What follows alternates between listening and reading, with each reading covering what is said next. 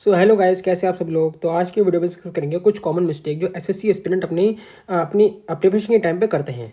तो ठीक है, हम पहले मिस्टेक को टैकल करते हैं। सबसे पहले मिस्टेक है फर्स्ट, तो लैक ऑफ क्लियर स्ट्रेटेजी और प्लानिंग। तुम्हारे पास कोई क्लियर स्ट्रेटेजी और प्लानिंग नहीं बनाते तुम्हें क्या करना चाहिए, तुम्हें प्लान बनाना चाहिए कि तुम्हें इस वीक में ये करना है, इस वीक में ये पढ़ना है और ये वाला सब्जेक्ट तुम्हें इस टाइम पे खत्म कर देना है, ये वाला चैप्टर तुम्हें इस टाइम पे खत्म कर देना है, इसकी PYQs निकाल लेने हैं। और तुम्हें स्ट्रेटेजी बनानी चाहिए कि हाँ ठीक है, ये जितना सिलेबस है, सिलेबस बहुत है, हम इसको इस तरीके से करके चलूँगा। मैं वीक एरियाज़ पे तुम्हें ज़्यादा, अपने क्रिटिकल एरियाज़ पे ज़्यादा फोकस करके चलना है। क्रिटिकल एरिया वो दिन जहाँ पर तुम्हारा फोकस मैक्सिमम लगेगा, ज़्यादातर मैक्सिमम तुम्हारा फोकस लगेगा। ठीक है, अब इग्नोर करते हैं तुम सेकेंड मिस्टेक। तुम इग्नोर करते हो अपनी सिलेबस और एग्जाम पैटर्न को। तुम्हें पहले सिलेबस को सारा लिख लेना है, एक जगह अपने सारा सिलेबस लिख लो, अपना मैथ, इंग्लिश, रीजनिंग और जीके का सारा सिलेबस लिख लो, उसको तुम नोट डाउन कर लो। उसके बाद तुम्हें उसको एनालाइज करना है कि हाँ, तुम्हें पता होना चाहिए कि हाँ, मुझे इस वाले एरिया में ज़्यादा टाइम लगेगा और ये वाला एरिया मेरा स्ट्रॉन्ग है। तुम उसको सब कुछ स्ट्रेटेजी बना के चलो। उसके बाद एग्जाम पैटर्न तुम कैसे देख पाओगे? PYQs को तुम पढ़ के उसके बाद उसका, जब तुम PYQs पढ़ोगे, ठीक है, प्रीवियस ईयर क्वेश्चन पढ़ोगे, तुम उसमें एग्जाम पैटर्न को समझ पाओगे कि हाँ ठीक है, इस तरीके से क्वेश्चन आ रहे हैं और ये चीज़ें हो रही हैं। ठीक है, सेकंड, अब तुम क्या करते हो थर्ड में कि डू नॉट टेक रिवीजन। ठीक है, तुम क्या करते हो, रिवीजन ही नहीं करते। रिवीजन तुम्हें करना बहुत ज़्यादा जरूरी है। जब तुम ऑनलाइन क्लासेस वगैरह देख लेते हो, उसके बाद तुम्हें रिवीजन करना बहुत ज़्यादा जरूरी है।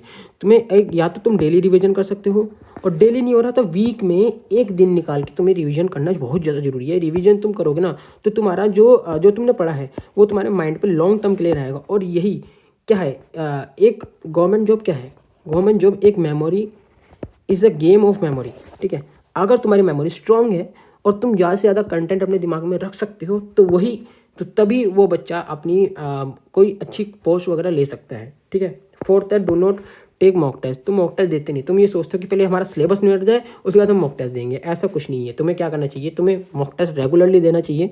या तो तुम पर संडे दे सकते हो, सैटरडे दे सकते हो।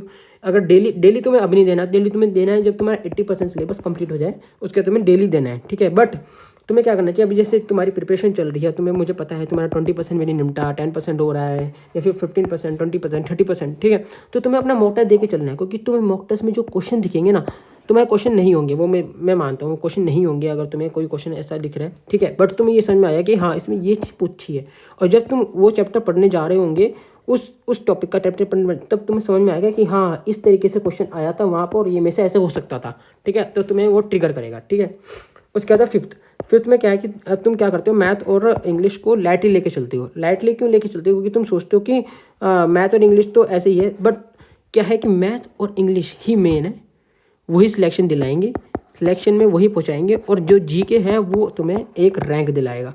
ठीक है, बट जो मैथ, इंग्लिश और रीजनिंग है, यही सिलेक्शन दिलाते हैं अभी भी, और जीके तुम्हारा एक एक्स्ट्रा तरीके से काम करेगा। जो जीके है वो तुम्हें एक रैंक दिला देगा। ठीक है, उसके बाद तुम क्या करते हो कि नेगलेक्ट कर देते हो अपनी जीके को।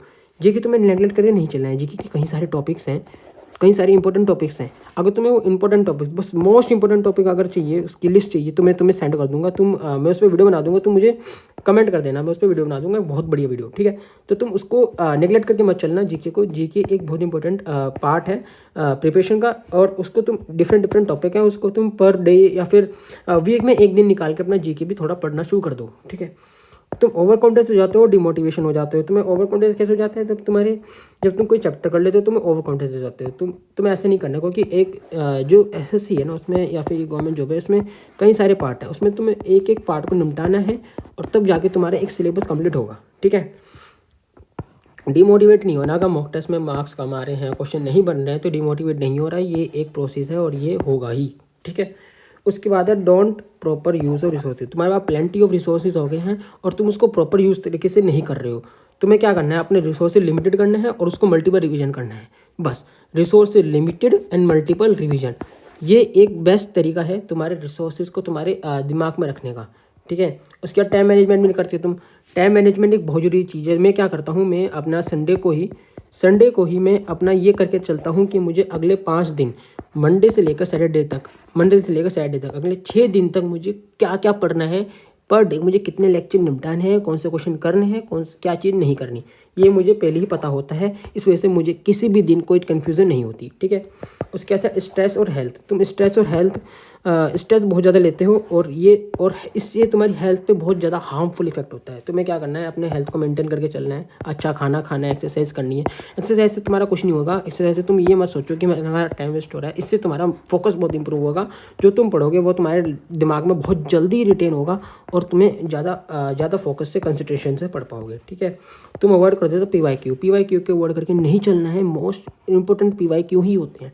पी वाई क्यू ही कभी कभी तो ऐसा होता है पी वाई क्यू क्वेश्चन ही डायरेक्ट उठ के आ जाता है एग्जाम में, है ना, और कॉन्सेप्ट तो सारे आते ही हैं। तो तुम्हें पी वाई क्यू करके चलने हैं 2020 से अगले पिछले 4 साल तक के तुम्हें सारे के सारे अपने पी वाई क्यू करके चलने हैं। उसके बाद 12th में आ जाता है तुम्हारा ऑनलाइन वीडियोस। तुम बहुत ज़्यादा देखते हो, सेल्फ स्टडी नहीं करते, बट ऑनलाइन वीडियोस के साथ सेल्फ स्टडी करना भी इतना ही जरूरी है जितना ऑनलाइन स्टडी करना। ठीक है, तुम्हें जैसे लेक्चर देख लिए, सपोज तुमने 5 लेक्चर निपटा लिए, ठीक है, उसके बाद तुम क्या करना कि अपना जो तुमने उसमें नोट किया है ना, 5 लेक्चर में जो तुमने पढ़ा है, जो तुमने नोट किया है, उसको तुम अपना 1 घंटा, 5 लेक्चर के बाद 1 घंटा निकाल के उस सब चीज़ों को पढ़ना जो तुमने नोट किया है, उसको एक बार रीड करना, अच्छे से समझना और उसको 1-2 क्वेश्चन में अप्लाई करके देखना। नेट से क्वेश्चन निकालना, किसी बुक होगी उससे क्वेश्चन निकालना, उस क्वेश्चन में ये वाला कॉन्सेप्ट अप्लाई करके देखना। तो तुम्हारे पास जो तुम पढ़ोगे वो तुम्हारे दिमाग में ज़्यादा देर तक रिटेन रहेगा और यही तुम्हें एक सिलेक्शन की तरफ लेके जाएगा। तो यही कॉमन मिस्टेक थी जो एक एसएससी एस्पिरेंट अपनी लाइफ में करता है, अपनी